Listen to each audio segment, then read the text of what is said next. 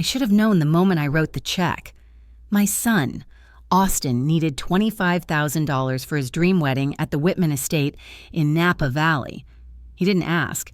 He just presented the figure, a number so casual it felt like a command. I wrote the check immediately. Memo line, for your future. 26 years of hard work. 26 years of being a master plumber, of waking up before dawn to serve the wealthiest clients in Sonoma and Napa counties, boiled down to a single act of signature. 2 weeks later, I asked about the invitation. "Dad, it's complicated," he'd said, avoiding my eyes. "The Whitmans have a very specific profile for the guests. You just wouldn't fit in. Wouldn't fit in." The words felt like a physical blow, a betrayal far deeper than any financial slight. Eleanor Harper, Ellie to my customers, the woman who ate canned soup for years so he could attend Marin Academy, didn't fit the profile of her own son's wedding. I am a 68-year-old black woman who runs Harper Plumbing, a commercial contracting firm. I drive a 10-year-old F-150, but I own 3 rental properties outright and have a net worth of over $3.2 million. My hands are calloused, but they have signed million-dollar contracts. My humility was supposed to teach Austin the value of character over image. Instead, it taught him to be ashamed of me. The day after the profile conversation, I went to my office. Behind my desk, I pulled out the fireproof safe. Inside were 2 items, Austin's Stanford MBA diploma photo and the business license for Harper Plumbing. They were 2 sides of the same coin, one paid for by the other. That same week, I found a business card on my kitchen counter. Austin had left it. It didn't say Master Plumber Harper Plumbing. It said Ellie Harper, retired construction consultant. He hadn't just excluded me from the wedding. He'd retired me and erased my existence. The final straw wasn't the lie, but the paperwork.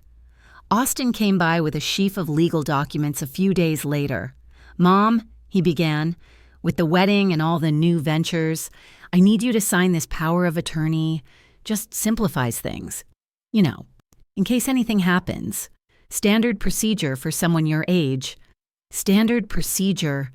He wanted the legal right to control my life and my $3.2 million in net worth. He was trying to execute an act of elder financial abuse under the guise of concern. I smiled, folded the papers, and told him I'd have my lawyer review them.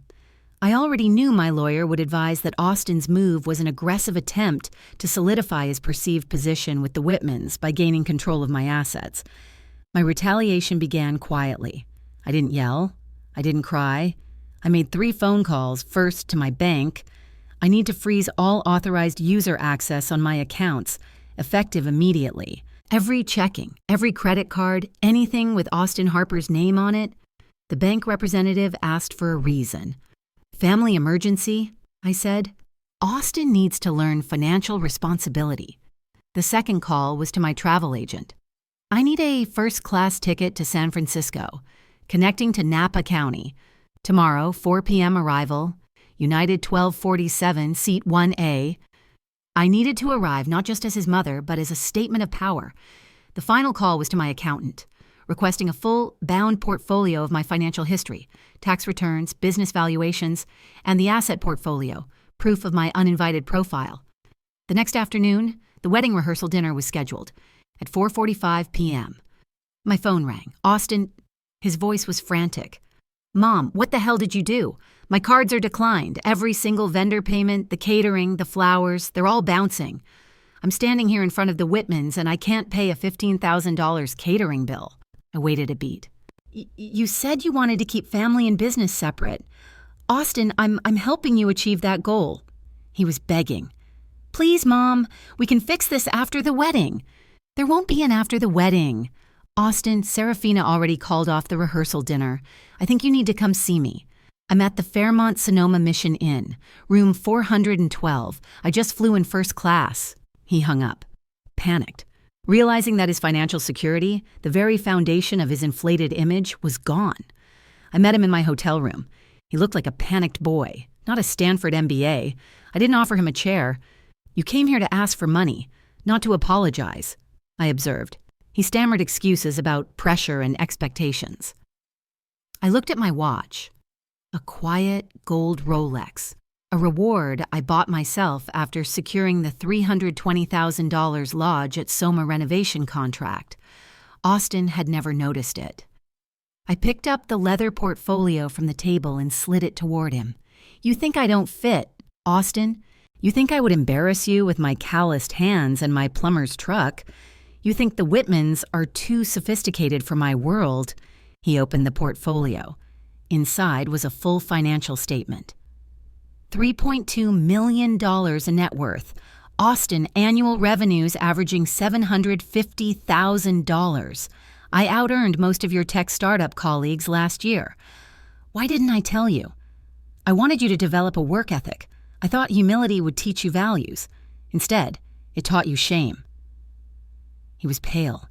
But you live in that modest house. You drive that old truck. I live below my means so you could live above yours. That's what sacrifice looks like. Austin, it was a choice, not a necessity. He was stunned. But the final shockwave was yet to come. I drove to the Whitman estate, not to crash the wedding, but to end the charade. I found Harrison and Carol Whitman in the library, Serafina weeping quietly.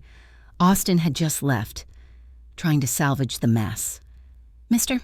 Harper, Harrison greeted me stiffly, before I corrected him. Eleanor Harper. But Ellie is fine. Austin tells me I'm not invited because I'm a plumber. Carol Whitman winced. Austin led us to believe you were a retired consultant. Ellie. I placed my portfolio on their antique table. I am a master plumber. I own Harper Plumbing.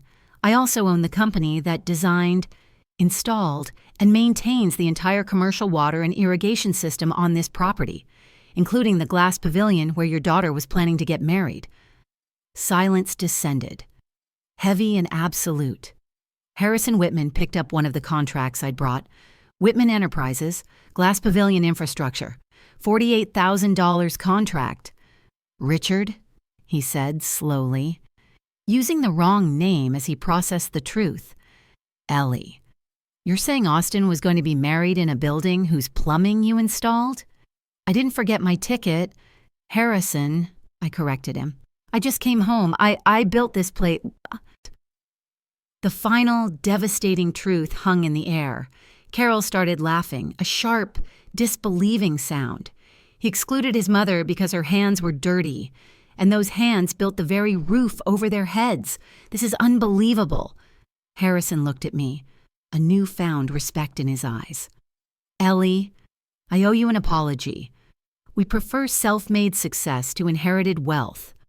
We were planning to offer Austin a significant investment opportunity in his tech venture, believing he had the character to match his ambition. That offer is now rescinded.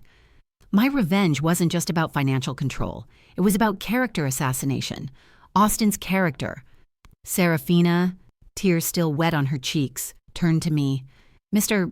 Harper, Ellie, he told me you barely afforded his education. He said he was saving us from your embarrassment. He lied about everything. He chose shame over pride, image over authenticity. Serafina, those are very different philosophies, I said. The wedding was permanently called off. Austin had lost the financial backing of his mother, the respect of his fiancée, and the career opportunity of a lifetime, all in the pursuit of a profile he couldn't earn. 2 days later, Austin showed up at my office in Sebastopol. He still didn't get it. Mom, the damage is done. Will you please just restore my account access? I studied him, still focused on the money. The temporary fix? What have you learned? Austin? That lying was a mistake, that I should have been honest about your work. And what about your character?